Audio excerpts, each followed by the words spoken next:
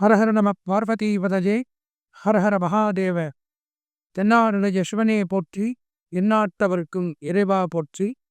அன்பார்ந்த எங்களுடைய டிவோடினேஷன் தமிழ் தொலைக்காட்சி நேயர்களுக்கு உங்களுடைய ஜோதிட ஆச்சாரியர் ஜோதிட குரு சிவஸ்ரீ டி சரவணமாணிக்க சிவாச்சாரியர், முதல்வர் காஞ்சி காமகோடி பீடம் வேத சிவ ஆகம பாடசாலை சங்கரமடம் காஞ்சிபுரம், அடியினுடைய பணிவான வணக்கங்கள் மற்றும் ஆசீர்வாதங்கள். நாம் இப்போ நம்ம தொலைக்காட்சியின் வாயிலாக காண இருக்கக்கூடிய பதிவு அப்படின்னு பார்த்தோம்னா, அதாவது வருகின்ற 2025ஆம் ஆண்டு மே மாதம் 12ஆம் தேதி அன்னைக்கு திருக்கணித பிரகாரமும், மே மாதம் 14ஆம் தேதி அன்னைக்கு வாக்கிய பஞ்சாங்க பிரகாரமும் நடக்கக்கூடிய குரு பெயர்ச்சி, அதாவது குரு பகவான் மிதுன ராசிக்கு வர ரிஷபராசியிலிருந்து மிதுன ராசிக்கு குரு பகவான் பயிற்சிக்கு ஆகக்கூடிய தருணம் இந்த குரு பயிற்சி. அப்போ ஏற்பட்ட இந்த குரு பயிற்சி இந்த 12 ராசிகளுக்கும் என்னென்ன நன்மை தீமைகளை தரப்போகிறது அப்படிங்கிறத பற்றி தான் இந்த பதிவில் நம்ம பார்க்க இருக்கிறோம். பொதுவாக பார்த்தோம்னா, குணமிகு வியாழ குரு பகவானே மனமல வாழ்த்து மகிழ்குடன் அருள்வாய், பிரகஸ்பதி யான குரு பரமநேசா கிரக தோஷம் இன்றி கடாட்சித்து அருள்வாய். இது குருவனுடைய ஸ்லோகம்.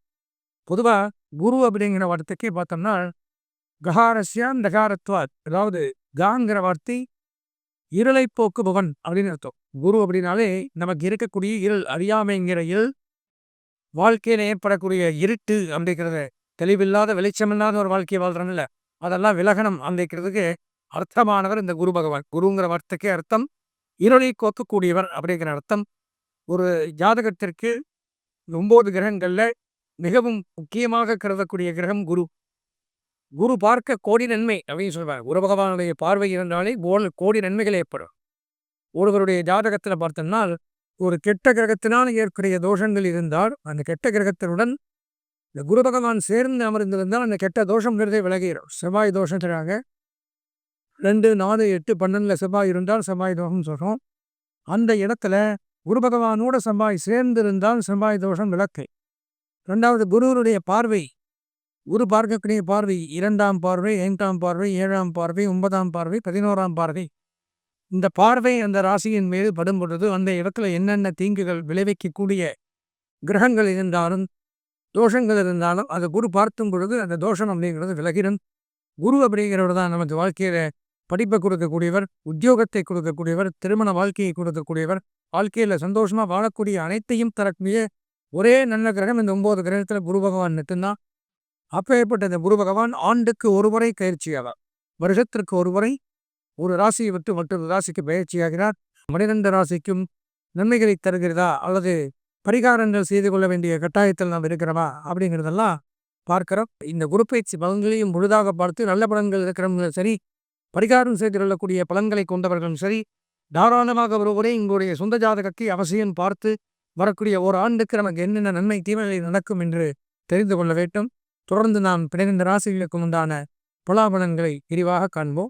அன்பார்ந்த எங்களுடைய பூரட்டாதி, உத்திரட்டாதி, ரேவதி ஆகிய நட்சத்திரத்தில் பிறந்த மீனராசினியர்களுக்கு முதற்கண் வணக்கங்களை தெரிவித்துக் கொண்டு, நாம் இந்த பதிவில் பார்க்கக்கூடிய நிகழ்ச்சி அப்படின்னு பார்த்தீங்கன்னா, ஆண்டுக்கு ஒரு முறை ஒரு ராசியை விட்டு மற்றொரு ராசிக்கு பயிற்சியாகக்கூடிய கிரகம் அப்படின்னு பார்த்தீங்கன்னா குரு பகவான்.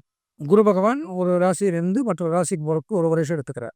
அப்போ ஏற்பட்ட இந்த குரு பகவான் இந்த ஆண்டு 2025ஆம் ஆண்டு, அதாவது மே மாதம் 12ஆம் நாள் ரிஷப ராசியிலிருந்து மிதுன ராசிக்கு பயிற்சி ஆகிறார். அப்படி ஆகும் பொழுது மீன ராசியான நமக்கு என்ன நன்மை தேவைகளை செய்யப்போகிறார் அப்படிங்கிறது தான் பார்க்க. பொதுவாக நம்ம பார்க்கறது அப்படிங்கிறது பொதுவான கோச்சார பலன்கள், பொது பலன்கள் தான். இதுதான் நமக்கு இது இருக்கிறது, அப்படியே நடக்கும். நன்மையாக இருந்தாலும் தீமையாக இருந்தாலும் அப்படி எதிர்பார்க்க முடியாது. ஏன்னா இது போக நம்மளுடைய சொந்த ஜாதகத்தில் இந்த கிரகங்கள்லாம் நல்ல நிலைமையில் நல்ல இடங்களில் இருந்தால் நன்மையும் நடக்கும், நன்மை அல்லாத இடத்துல இருந்தால் இதில் நல்லது இருந்தால் அதில் தீமையும் நடக்கும். இது பேர் கோச்சார பலன்கள்.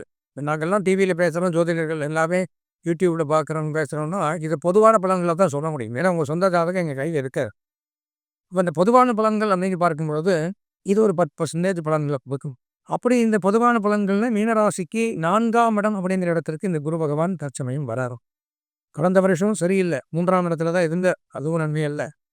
வரக்கூடியது அதை விட சிக்கலை தரக்கூடிய அர்த்தாஷ்டம குரு.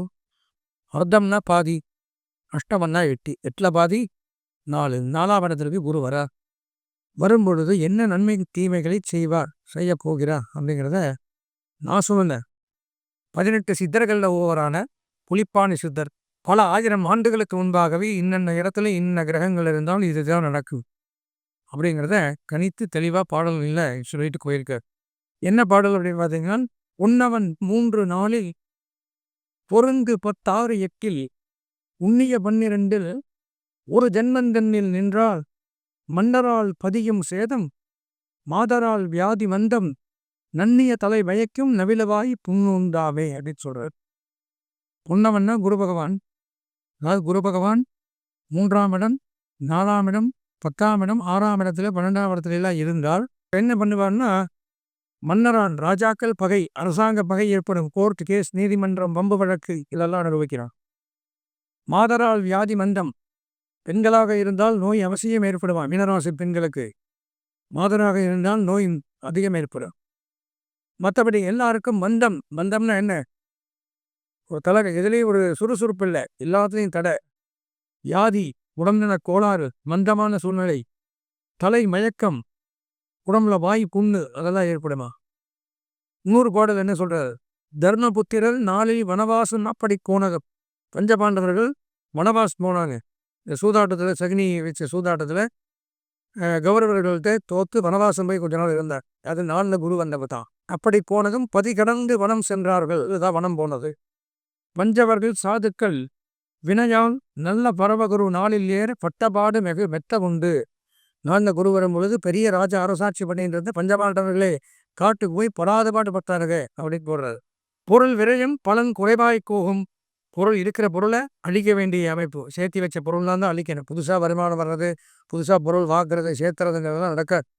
ஏதாவது போன பயிற்சிகளில் போன நல்ல காலம் இல்லை, ஏதாவது சேர்த்து வச்சுட்டு இருந்தோம்னா அதை வச்சு இப்போ செலவுகளை புரிய வைக்கும் அப்படிங்கிறது ஏற்படுத்துறது. விளக்க உரை என்ன சொல்கிறார்? இது பாடலை.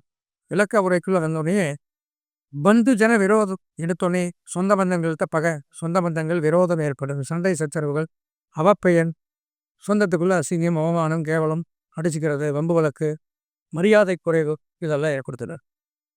அநேக விதமான கஷ்டங்கள், அநேக விதம்னா பல வகையிலும் துன்பம். சார் ஒரு வகையில் ஒரு கதவு வழியே துன்பம் வருது அப்படின்னா ஏற்றுக்கலாம். எந்த கதவை திறந்தாலும் கஷ்டம்தான். இதுதான் அநேக வித பிரச்சனைகள் சொல்கிறார். ஜாக்கிரதையாக இருக்கும். எதில் போனாலும் பிரச்சனை. தேவையில்லாத தலையீடுகள்னு இடவே கூடாது. தேவையில்லாத பிரச்சனைகள் நம்ம தானாக தேடி வரும். எச்சரிக்கையாக இருக்க வேண்டிய காலம் மீனராசி.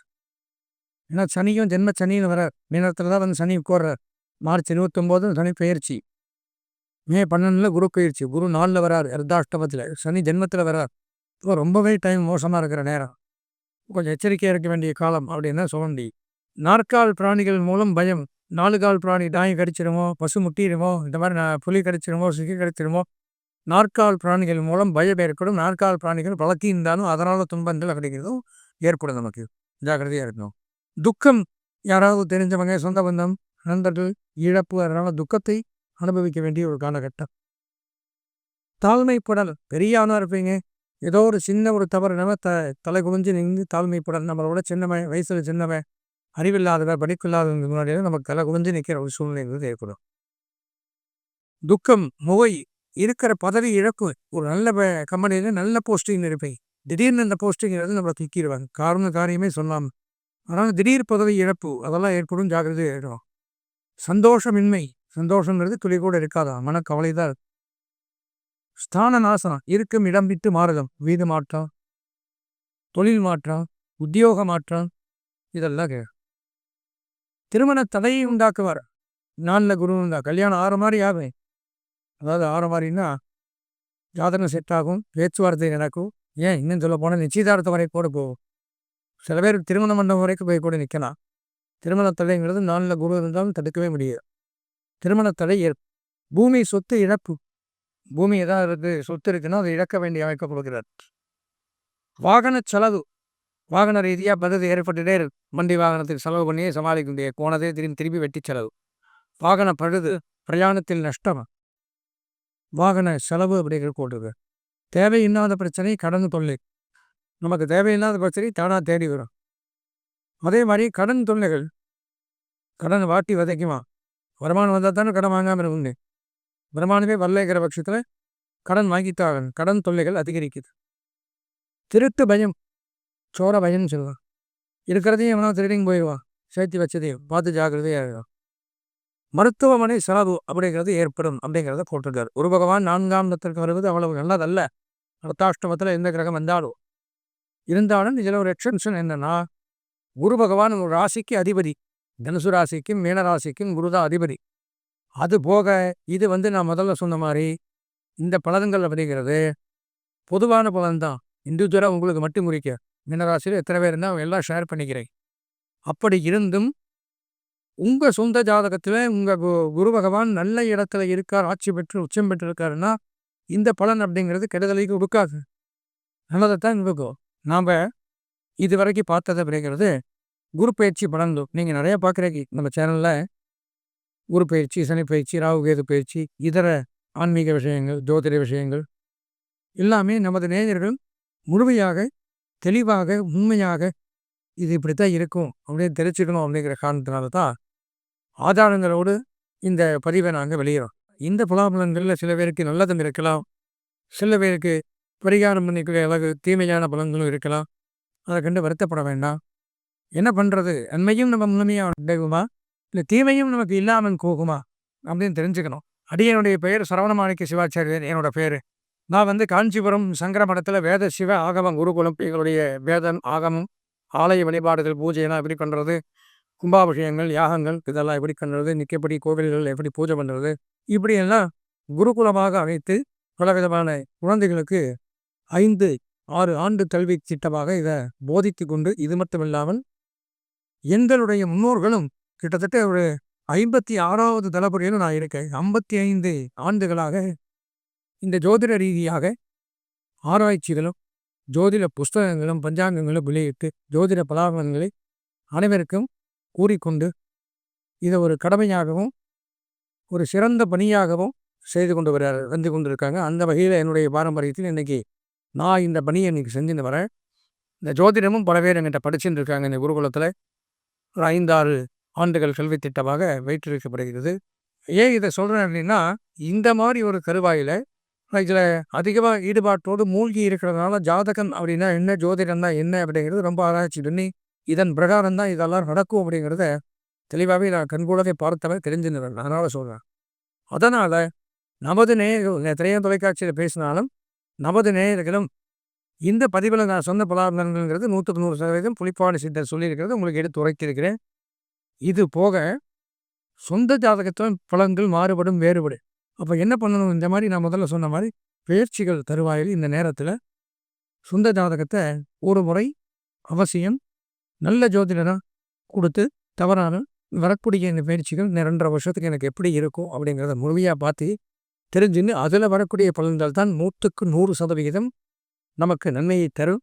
எனவே நமது நேயர்கள் இந்த 4 பயிற்சிகள், சனி பயிற்சி, ராகு கேது பயிற்சி, குரு பயிற்சி, அதுபோக தசாபந்தி பலன்கள், சொந்த ஜாதக பலன்கள் நிறைய, அதெல்லாம் பார்த்து முழுமையான ஜோதிட விவரங்களை பெற வேண்டும், தெரிந்து கொள்ள வேண்டும் என்றால் அவசியம் இந்த ஸ்கிராலிங்கில் இருக்கக்கூடிய எங்களுடைய அலைபேசி எண்ணான 9865098370 98650 98370 இந்த எண்ணில் தொடர்பு கொண்டு தங்களுக்கு உண்டான ஆன்மீக சந்தேகங்களையும் ஜோதிட சந்தேகங்களையும் ஜாதகம், திருமண பொருத்தம், எண்கணிதம், வாஸ்து இது போன்ற இறை சம்பந்தமான என்ன ஒரு சந்தேகம் இருந்தாலும் தாராளமாக தெரிந்து கொள்ளலாம் என்று கூறி அனைவரும் நலபுடன் வாழ இறைவனை பிரார்த்தித்து ஆசீர்வதித்து விடைபெறுகிறேன். நன்றி, வணக்கம்.